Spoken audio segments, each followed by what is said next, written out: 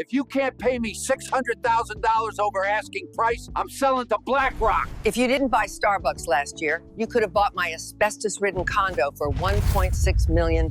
I'm taking your home and making my 9th Airbnb rental.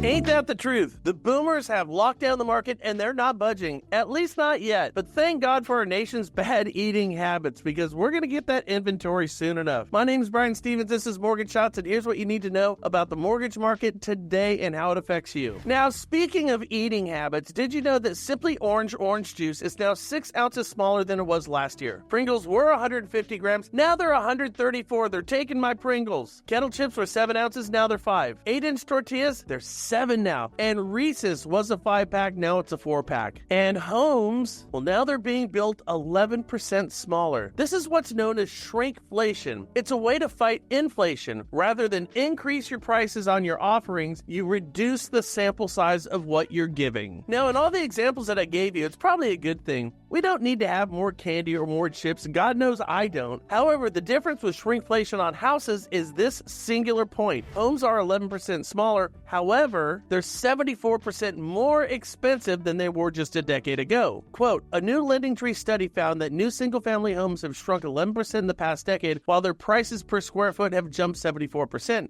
driven by surging land, labor, and material costs, compounded by tariffs and work shortages. Builders are trimming square footage and eliminating wasted space like hallways. Who needs hallways anyways? They just remind me of The Shining. Besides, everybody likes an open floor plan. The point is this, it's not a trend, it's a new reality. So what do you think about it? Let me know. Now, I'm thinking, I don't mind the smaller homes, but I do mind the higher prices. Well, that's why you really need to become fluent in non-QM. You see, non-QM is the professional vaccine for your professional woes. And finally, over at the Loan Factory, we are now seeing Gubby loans in the 5s once again, and that's a good thing. Though it's going to be temporary, it's going to get a little bit lower. We should continue to see this trend continue because check out this graph. The BLS is set to revise down U.S. job numbers by 550,000 to 950,000 for 12 months ending March 2025 on September 9th, and this is according to a Goldman Sachs estimate. That's the biggest 12-month downward revision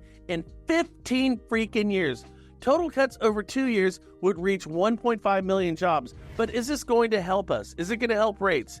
You tell me, let me know in the comments down below. Now, I'll tell you what, as usual, I think South Park kind of got this thing right. And so why is our economy failing us? Because the government kept interest rates too low for too long. The government took our economy for granted, and now we are all here paying the price. How long will we sit and watch our economy fall as the people... And so I say to you, do not listen to the Wall Street brokers, for they are the ones who put us in this situation. Fat cats with corporate greed. They are the ones who knowingly drove us down this path. Different kinds of blame from person to person. But the fault lies in all of you. You who bought that $300,000 house when you only had $20,000 to put down. You who bought that third car even though only 2 people in your home drive. It is time to stop pointing fingers. Finger pointing gets us nowhere. Steve, we have mocked our economy, and now the economy has cast its vengeance upon us all. He's right.